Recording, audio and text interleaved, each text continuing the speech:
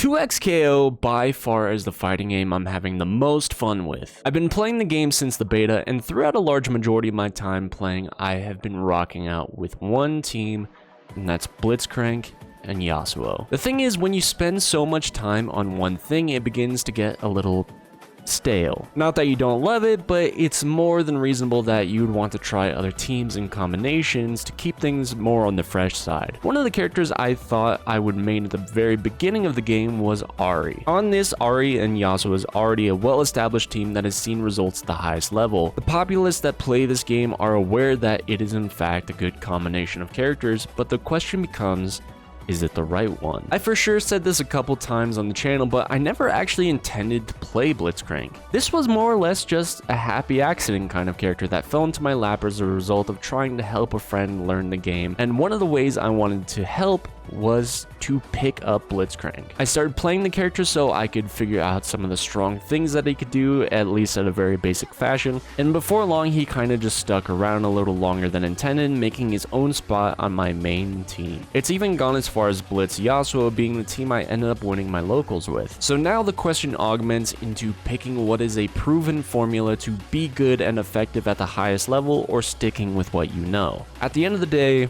it depends on what you want out of the game. If all you care about is the game results, and if your screen says victory, then yeah, you've already made up your mind that you are disassociating your results to what you are playing. So within that, picking the literal best thing would be optimal. There is a minor caveat to that, because if you have to tackle a skill set you don't already have, then yes, pick the best thing that's already within the skill sets that you've cultivated. Taking out the guesswork on what is and isn't good can save you the time of consideration that would lead you to believe if something is actually strong. You can spend the rest of your efforts and that time of consideration leveling up with whatever team it is that you're piloting, and will freely allow you to spend your stat points you've been gaining. On the other hand, picking what's right for you is a bit more of a fluid conversation, because it doesn't devalue any of the things previously said. Maybe what's best for you is the literal best team in the game, but it could also be the worst. When the chips are down and you have one chance left to make something happen,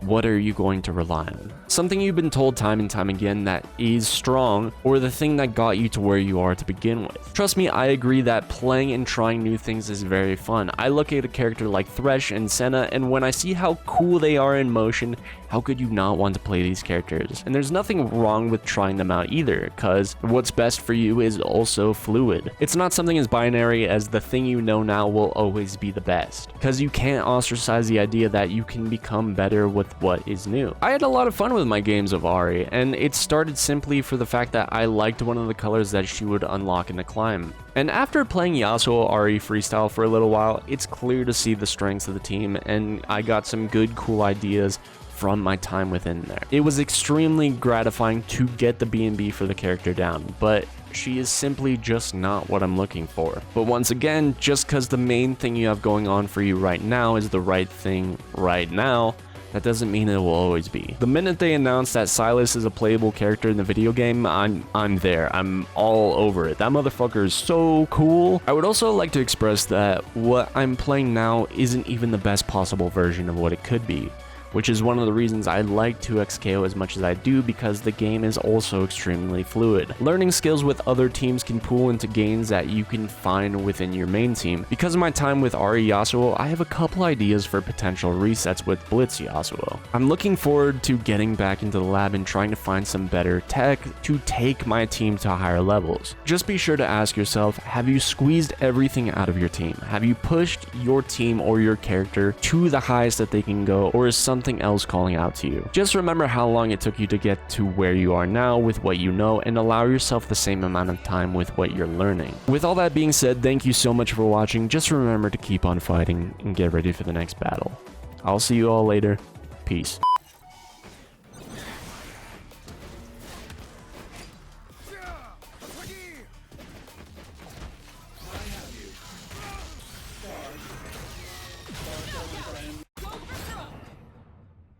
All right, let's go. Let's go.